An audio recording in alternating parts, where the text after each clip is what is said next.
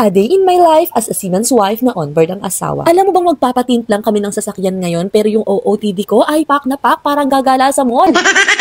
Kasi naman, mahirap na nga gamitin sa gabi, abe madilim na nga tapos madilim pa yung tint mo. O ano, mangangapa na lang tayo sa dilim.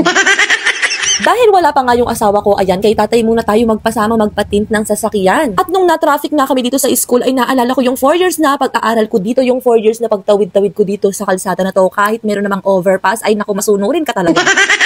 At finally, natagpuan na din namin itong nagtitint sa Kabanatuan, itong Rod's Car Wash and Auto Accessories. Uy, te, alam mo ba, ang syala ng waiting area nila, ayan, naka-sofa ka pa, tapos naka-aircon, tapos may TV pa dyan, hindi ko nga lang mapaanda.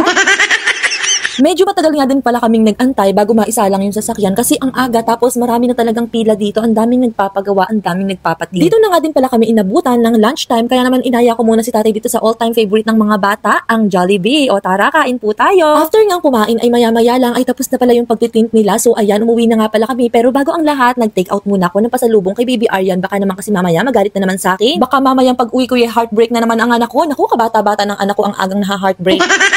Bali, ganito nga pala sa labas yung naipatint namin tapos ganito siya kaliwanag sa loob. O diba, talaga namang satisfied ako this time at talaga namang sulit yung binayad na pera dito. Grabe, nasa daan pa nga lang sumasakit na yung ulo ko kasi naman mga auntie ko ilang araw puro gastos ang kumari nyo. So ayan, hanggang dito na nga lang. See you on next mini vlog. Bye-bye!